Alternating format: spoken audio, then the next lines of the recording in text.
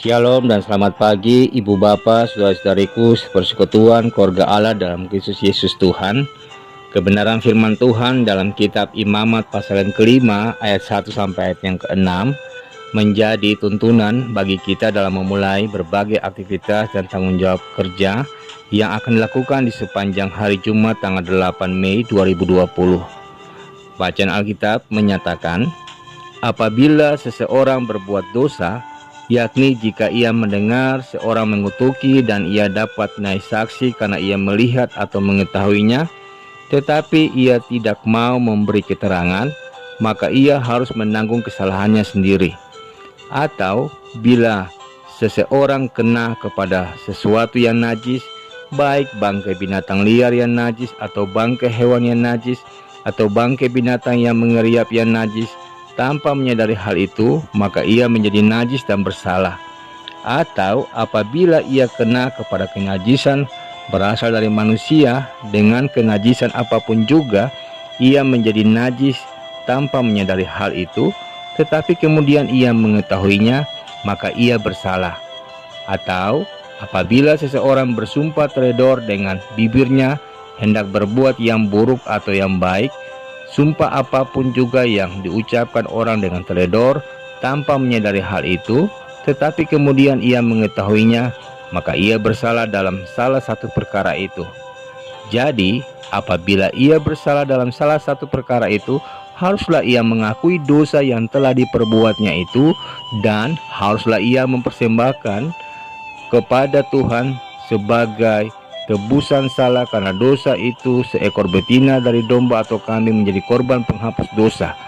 Dengan demikian, imam mengadakan pendamaian bagi orang itu karena dosanya. Demikianlah bacaan firman Tuhan. Saudaraku, narasi bacaan kita saat ini tentang korban penghapus dosa yang dipersembahkan oleh umat Israel atau seseorang yang tidak dengan sengaja berbuat dosa kepada Allah, sehingga jika ingin dibebaskan dari dosanya itu, maka mesti ada pengorbanan yang ia lakukan dengan mempersembahkan korban penghapus dosa kepada Allah. Sementara yang dimaksud dengan dosa yang tak disengaja dalam bagian ini adalah kesalahan terjadi akibat kelemahan.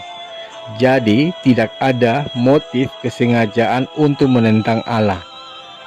Hal yang menarik untuk dilihat dalam bagian ini adalah mengapa Allah selalu menuntut kurban agar dosa dapat diampuni. Ada dua alasan. Yang pertama, Allah itu kudus sehingga tiada toleransi terhadap dosa apapun. Yang kedua, karena Allah itu adil sehingga setiap dosa mesti diberikan ganjaran yang ditimpakan kepada korban penghapus dosa itu.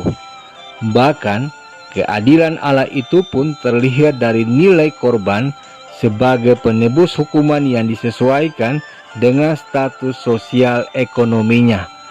Karena itu, Allah tak dapat mengampuni dosa begitu saja. Mengapa? Sebab anugerah pengampunannya atau anugerah kasihnya bukan murahan. Memang untuk hidup dalam kekudusan dibutuhkan suatu pengorbanan. Karena itu, dalam zaman para imam dibutuhkan pengorbanan beberapa jenis kurban untuk mendapatkan pengampunan dosa itu. Kita patut bersyukur di zaman kasih karunia, dosa-dosa kita bisa diampuni oleh karena Yesus yang adalah Tuhan bersedia mengorbankan nyawanya demi keselamatan umat manusia yang amat dikasihinya. Lalu bagaimana dengan kita yang hidup di zaman now atau di zaman instan ini memaknai pengorbanan itu?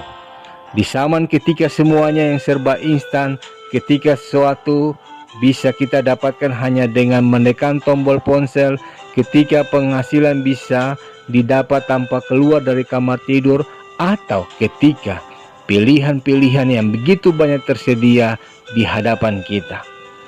Pengorbanan mungkin adalah kata yang asing bagi kita saat semua mencari bahkan menuntut kemudahan ataupun menawarkan kepraktisan dan jalan pintas lalu untuk apa kita harus berkorban?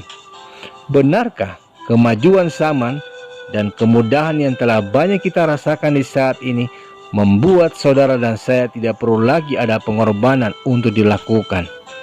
Tentu tidak, saudaraku. Pengorbanan tetap harus dilakukan agar kita bisa tiba di tujuan ataupun cita-cita kita atau apa yang menjadi harapan kita. Wujud pengorbanan ini bisa dimulai dari menahan diri untuk mendapatkan apa yang Anda ingini saat ini demi mendapatkan sesuatu yang lebih besar di masa depan.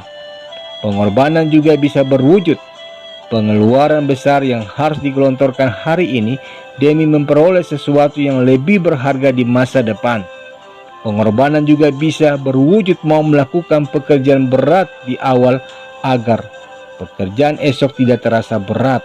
Bahkan ketika kita mau membicarakan topik yang kurang nyaman untuk dibicarakan di depan, tapi setelah itu hubungan bisa lebih cair bahkan mengalir. Ataupun kita mau mengambil langkah yang sulit atau yang tidak populer saat ini, tapi kita tahu akan membuat kita lebih maju dari yang lain. Atau dalam konteks kita di saat ini, pengorbanan juga kita lakukan ketika kita harus menahan diri untuk melakukan berbagai aktivitas kesenangan diri kita di masa sekarang ini dengan tinggal di rumah, menghindari keramaian, menjaga jarak, sehingga saudara dan saya mesti bekerja dari rumah, beribadah dari rumah, bahkan anak-anak kita harus belajar dari rumah. Semuanya itu tentu dalam rangka bersama-sama untuk memutus penyebaran pandemi COVID-19 ini.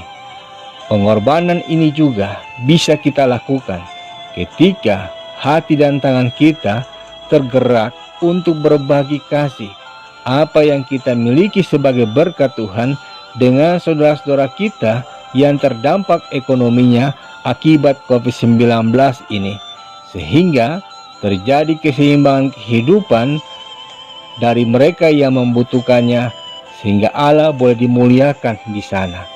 Itu semua adalah hal-hal yang perlu kita lakukan untuk bisa meraih suatu keberhasilan atau suatu maksud dan tujuan. Ada banyak orang menawarkan kemudahan, tapi jalan menuju kesuksesan memang tidak pernah mudah. Jika mudah, tentu semua orang sudah meraihnya, bukan? Bahkan Yesus pun melakukannya. Ia, yang adalah Tuhan juga, telah mengorbankan dirinya demi menyelamatkan saudara dan saya. Mengapa? Karena hanya dengan cara itulah kita bisa dimenangkan dan dilepaskan dari setiap belenggu dosa yang ada. Semakin besar tujuan itu, saudaraku, semakin besar pula pengorbanan atau harga bayar yang harus diberikan.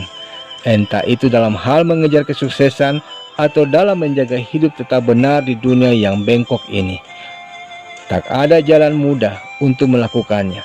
Tapi percayalah, meskipun itu tidak mudah, bahkan menuntut suatu pengorbanan.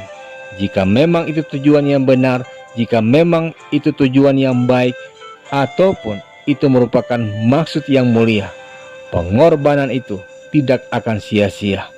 Doa saya, dengan hikmat dan tuntunan Roh-Nya yang kudus, kita semua dimampukan untuk dapat melakukan suatu pengorbanan yang baik demi kemuliaan nama Tuhan. Amin.